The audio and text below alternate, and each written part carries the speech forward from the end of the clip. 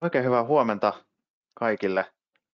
Tervetuloa tähän meidän asiakasinfoon koskien Hubian uutta merkittävää versiopäivitystä. Mä otan vielä ihan hetken. Täältä tulee paljon vielä osallistujia linjoille, niin lähdetään tästä kohtapuolen esityksen kanssa liikkeelle. Mutta mun nimi on tosiaan Mikko Kurki. Mä vastaan täällä Starialla meidän PM-plannin ratkaisujen tuotehallinnasta. Ja mulla on täällä mun kanssa tänään myös Simo Westerinen, tuttu henkilö varmasti monelle menneestä, ja myös Noora Westerinen paikan päällä.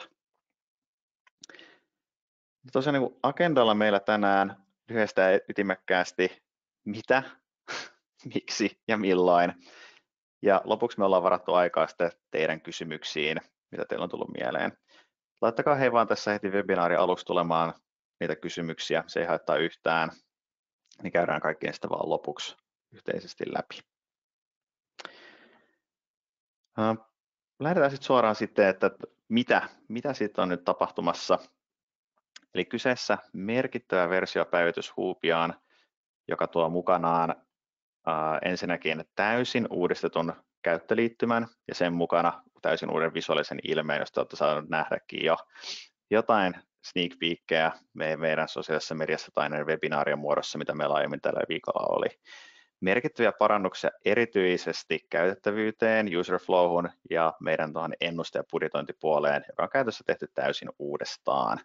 Myös suorituskyky on merkittävästi parempi ja nyt voin kyllä kertoa, että ohjelmiston käytettävyys on aivan uudella tasolla myös todella isojen datamassojen kanssa. Ja kaiken tämän yhteydessä päätin myös uudelleen brändätä tämän ratkaisun ja Hubia kulkee jatkossa nimellä Navilog. Sen verran voi kertoa tästä nimen taustasta, jos ihmettelee, että mistä tämä Navilog-nimi oikein tulee, niin tässä on meidän tällainen pieni sanaleikki sanoista navigation ja dialogue, eli nähdään tämä ratkaisu tällaisena niin kuin kasvun navigointityökaluna, joka mahdollistaa myös tämmöisen dialogin käyttäjien välillä näistä datasta ja luvuista. Ja log voi myös viitata vähän tällaisen logikirja-ajatteluun, mitä tämä sisäänrakennettu tietovarasto ikään kuin tässä edustaa. Mutta mä ajattelin käydä yleisesti läpi näitä isompia muutoksia, mitä versiopäivitys tuo tullessaan tällainen ylätasolta, ja poraudutaan sitten vähän tarkemmin katsomaan noita, mitä kaikkea dashboardeille on tulossa, ja myös sitten itse planneriin. Mutta tosiaan täysin uusi käyttöliittymä, josta on tehty entistäkin helppokäyttöisempi ja suoraviivaisempi, ja siinä se iso muutos verrattuna Hubiaan on se, että meillä ei ole enää minkäänlaisia ikään kuin keinotekoisia tai teknisiä rajoja näiden raportointi-, analyysi- ja ennustetoiminnallisuuksien välillä. Ei nyt käyttöliittymistä voitte täysin vapaasti yhdistellä dashboardeille kaikkia elementtejä, oli ne sitten raportteja, planning-syöttöpohjaa tai vaikka datamanager-tauluja tai ihan vaikka kuvia ja linkkejä. Eli tällä pyritään tarjoamaan teille aivan uuden tasosta joustavuutta sisällön luontiin. Ja tällä pyritään parempaan myös user flowhun tässä suunnittelussa, eli kun muokkaatte dashboardia, miten päästä sitten muokkaustilaa ja sieltä pois. Tosiaan 20 kertaa parempi suorituskyky, eli tulisi näkyä teille kyllä hyvin teidän päivittäisessä käytössä, että miten paljon mukavampaa on käyttää nyt Navilogia. Itse olen sen huomannut tässä hyvin, kun olen päässyt testaamaan. Täysin uudistettu käyttäjähallinta ja myös meidän tällaiset paikalliset ja regionaaliset asetukset ovat täysin uutta Navilogin mukana, eli voidaan vaikka käyttäjäkohtaisesti asettaa preferenssejä, miten näytetään vaikka aikaa ja päivämäärää, riippuen vaikka missä päin maailmaa on ja minkälaisella tavalla niitä on tottunut katsomaan. Ja myös meillä on täysin uutena mahdollisuutena teknisesti tukea erilaisia käyttöliittymäkieliä käyttäjäkohtaisesti. Eli voimme räätälöidä teille sitten niin kuin vaikka sillä kielellä, mitä haluatte, että Navilog näyttää, koska aiemmin tosiaan Hubia on ollut vain englanninkielinen.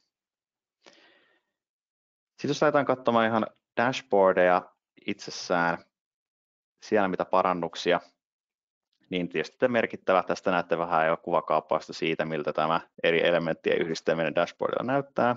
Eli kaikkia visualisointeja ja planning templateja voi esimerkiksi yhdistää täysin samalle tällaisen gridipohjaiselle dashboardille. Eli kaikkia elementtejä voidaan nyt liikuttaa vapaasti, eli ei ole ikään kuin sellaista valmista kiinteätä sapluunaa enää, johon te tavallaan laitatte sitten niitä haluamanne sisältöjä, vaan tuosta vaan lisäätte haluamanne sisältöjä, voitte liikutella niitä vapaasti ja muuttaa niiden kokoa. Myös kaikki dashboardin filterit on mennyt täysin uusiksi, ja tästä ehkä nyt sitten meille, mitä on tullut paljon palautetta, mitä on nyt parannettu liittyen filteriin, muun muassa se, että nyt jos vaikka poraudutte jostain luvusta sisään, niin enää sen porautumisen kautta eivät enää tule siihen dashboardin filtereihin nämä valinnat.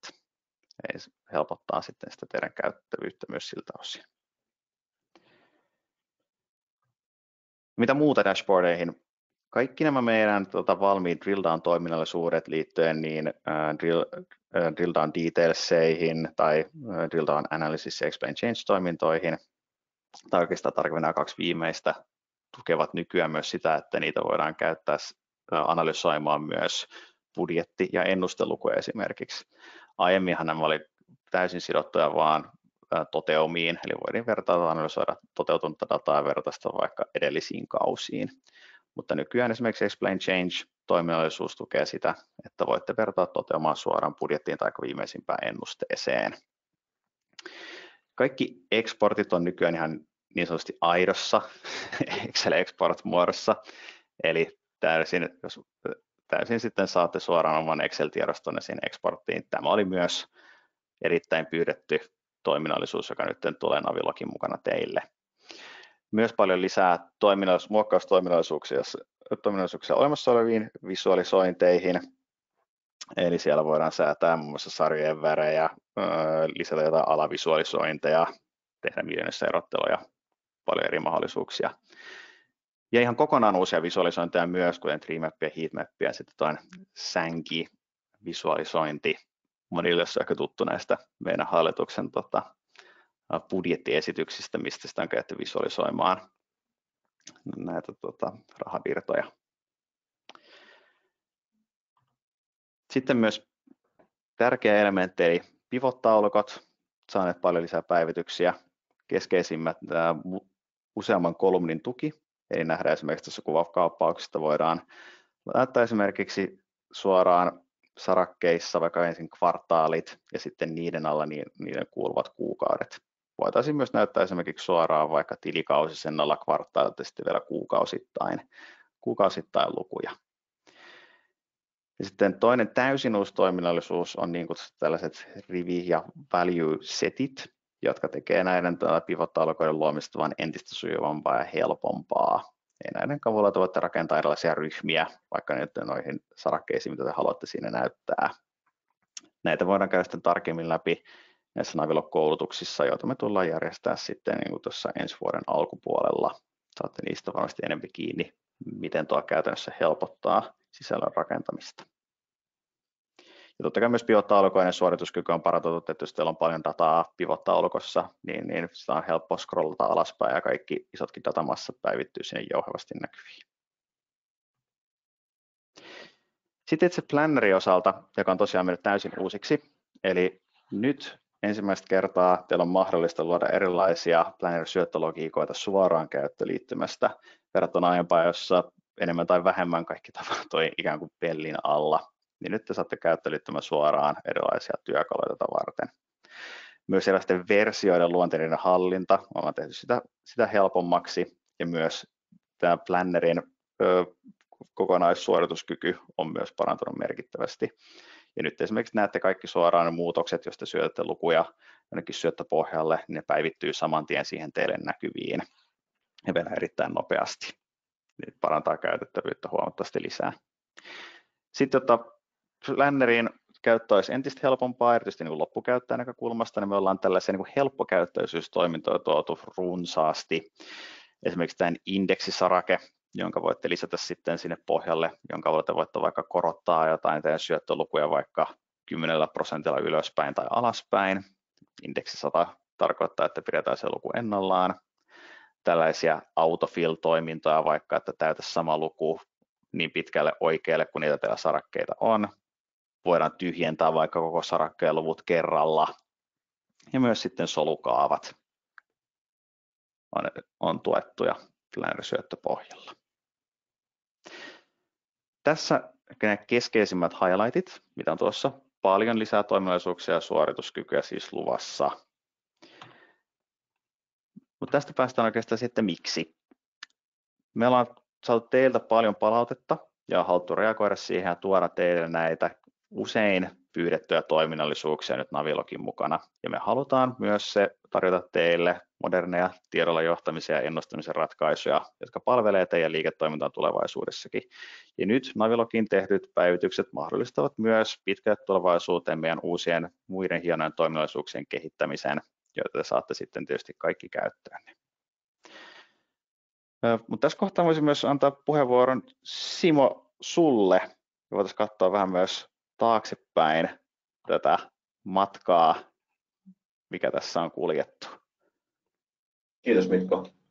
Eli oikeastaan jos ajatellaan sitä matkaa tähän, että miten tähän päästiin, niin Huubian kehittäminen alkoi jo silloin vuonna 2013 ja silloin kun aloitettiin, niin pyrittiin arvaamaan jo aikanaan, että mitä kaikkea sinne tarvitsee tehdä ja millaisen rakenteen sinne pitäisi tehdä. Niin 2015 oltiin siinä, että meillä oli periaatteessa pohja olemassa, minkä päälle kokonaisuudessaan Huubia on rakentunut.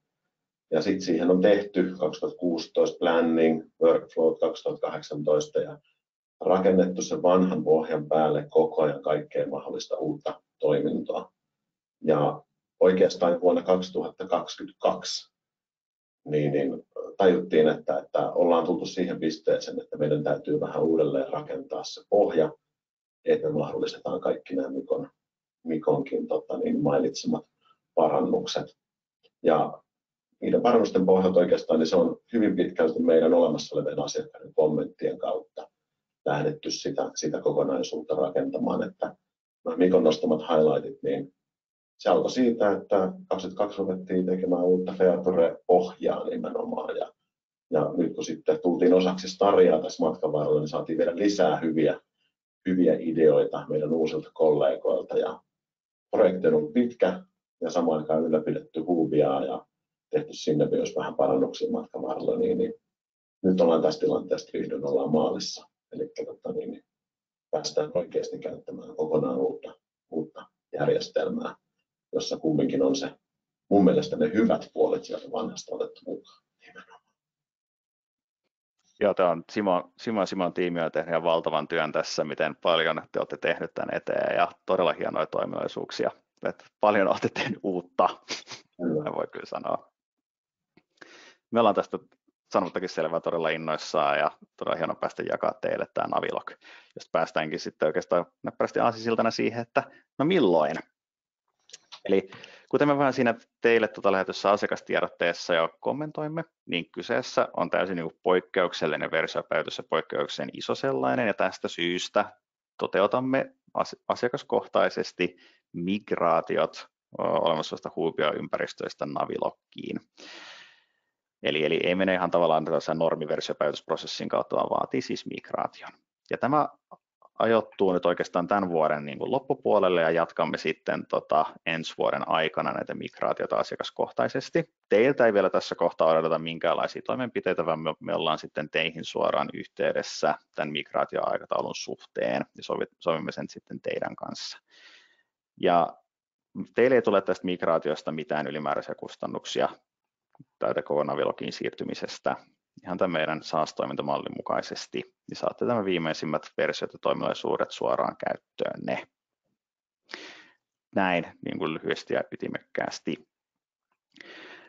Mutta siinä oikeastaan olisi tämä meidän niin kuin esitys. Ja nyt meillä on tässä vielä hyvin aikaa vastata teidän mahdollisiin kysymyksiin. Simo ja Nooran kanssa, mikä ei teitä vielä jotain askarruttaa. Totta kai, jos nyt tässä kohtaa ei vielä tule mitään mieleen, niin laittakaa vaan rohkeasti suoraan minulle, mikko.kurki@staria.com viestiä, mikäli tulee myöhemmin jotain mieleen.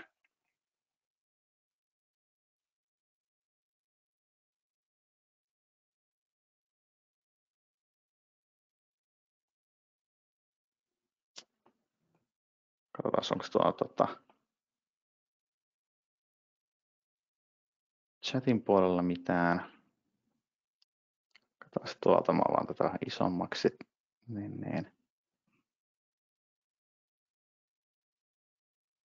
Yes.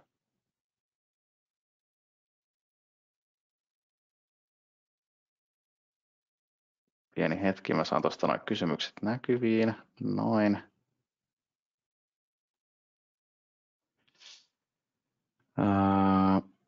Eli onko täällä onko uuden nimen viimein kirjan Q vai G? Mutta eli joo, tässä tämä meidän hauska sanaleikki, eli se on tosiaan Q, ei niin kuin Navilog Qlla. Ja tosiaan voi olla hieman hämäävä toi, mutta tosiaan Q. Ja tässä, niin kuin, että mihin mennessä saamme viimeisenkin asiakkaalle sitten implementoinnin tehtyä. Tämä oikeastaan meillä tarkentuu sitten tässä kohtaa ja vähän niin kuin siitäkin, että riippuu vähän niin kuin asiakaskohtaisesti. Meillä on hyvin erilaisia asiakasympäristöjä. Joissain voi olla vähän niin kuin eroja siinä suhteen, että kuinka paljon se migraatio sitten vie aikaa, verrattuna vaikka siihen, että onko vain pelkkä BI käytössä vai sitten myös niin kuin planner ja minkälaisia niin kuin räätälöintitoteutuksia tässä niin kuin on. Riippuu oikeastaan aika paljon sitten niin kuin siitä. Mä voisin vielä tuohon ehkä lisätä, että me pystytään siis tekemään ja tehdäänkin meidän olemassa oleville asiakkaille nimenomaan tämmöinen tekninen migraatio. Että me pystytään kääntämään ne kaikki teidän olemassa olevat asiat ihan niin kuin teknisesti siihen uuteen. Mutta nimenomaan tämä, että joissain ympäristöissä on hyvinkin vahvaa räätälöintiä siellä taustalla, niin me käydään ne räätälöintit läpi ja varmistetaan, että ne toimii siinä uudessa. Ja sen takia ei voida vaan niin kerralla vetästä kaikille. Plus onhan siinä nyt se asia myös, että käyttöliittymä muuttuu, niin täytyy kouluttaa teidät niin hyvin siihen etukäteen, ettei tehdä semmoista perinteistä huuvia versiopäivitystä, että tuossa on huuvia ja käyttäkää, vaan niin tehdään se suoraan oikeasti sitä kautta, että koulutetaan etukäteen ja varmistetaan, että se toimii juuri teidän ympäristössä. Se on nimenomaan se ajatus tästä taustalla. Joo, juuri näin. Ja tosiaan me tullaan järjestämään näitä koulutuksia tuossa ensi vuoden puolella teille sitten veloituksetta. Päästä sitten käyttämään Naviloggia. Joo. Kuinka paljon voi odottaa, että pääkäyttäjä lähtee sitä uutta työtä? Käyttäjän koulutus tietysti sijaisesti, mutta muuttuuko muuten käytännöllisyys merkittävän paljon?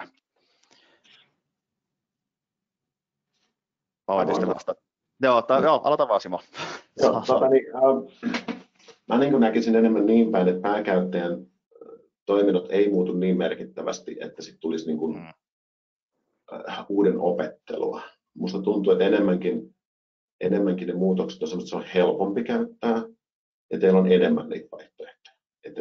Mä en niin kuin näe sen Huuvian niin kuin perusidean rakenteessa juurikaan ongelmia, vaan ne flowt on helpompia, ne löytyy loogisemmista paikoista. Meillä on paljon Huuviassa ollut sellaisia haasteita, että on rakennettu just jotakin ja siitä syystä sitten sen päälle jonkun uuden toiminnon tekeminen on mennyt ehkä vähän hankalaksi. Nyt me ollaan ajateltu sitä pääkäyttäjää myös tosi paljon sen sisällön tuottamisessa.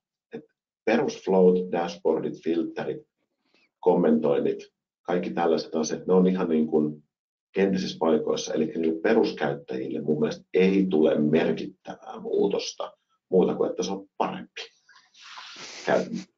meidän mielestä. Niin, meidän mielestä juuri näin. Ja paljon tuttuja niin toiminnallisuuksia näkyy, vaikka jos olette muokata vaikka jotain pivot-taulukoita, niin siellä on hyvin tutun näköisiä kaikki ne valikot silleen, että uskomme vahvasti, että teillä on helppo siirtymä tähän näin.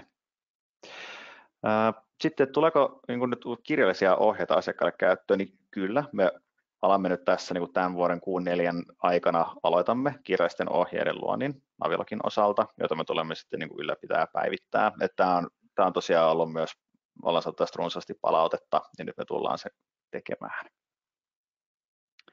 Ja totta kai myös sitten, kun me järjestetään koulutuksia, niin meillä jää myös nämä tallenteet sitten, joita me sitten mielellään kyllä annetaan teille sitten niin käyttöön, ja pidetään teille sitten, niin annetaan pääsy, niin voi jakaa sitten myös uusille käyttäjille ja tätä kautta opetella.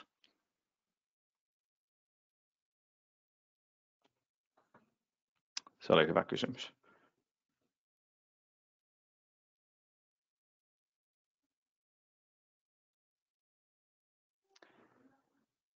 Joo.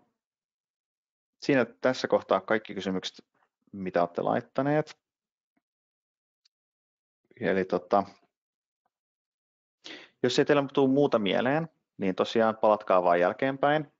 Edelleen myös meidän asiakaspalvelu auttaa teitä mielellään kaikissa kysymyksissä, mitä teillä tulee tässä kohtaa mieleen. Eli voitte laittaa viestiä myös osoitteeseen enterprise@staria.com tai sitten suoraan minulle, niin käydään sitä tarjottavassa yksityiskohtaisemmin, vaikka myös ihan teidän omaan asiakkuuteen liittyviä kysymyksiä. Jos ette tässä halua niitä sitten jakaa tai kysyä, niin totta kai voidaan katsoa asiakaskohtaisesti myös. Mutta tosiaan me halutaan kiittää teitä kaikkia, että pääsitte paikalle ja teidän jatkuvasta tuestanne. Ja meillä on todella kova usko ja halu siihen, että me päästään palvella teitä vielä entistä paremmin Navilogin myötä. Ja tullaan myös kuuntelemaan teitä jatkossakin. Mutta hei, kiitos teille kaikille ja oikein hyvää torstai jatkoa. Kiitoksia munkin puolesta.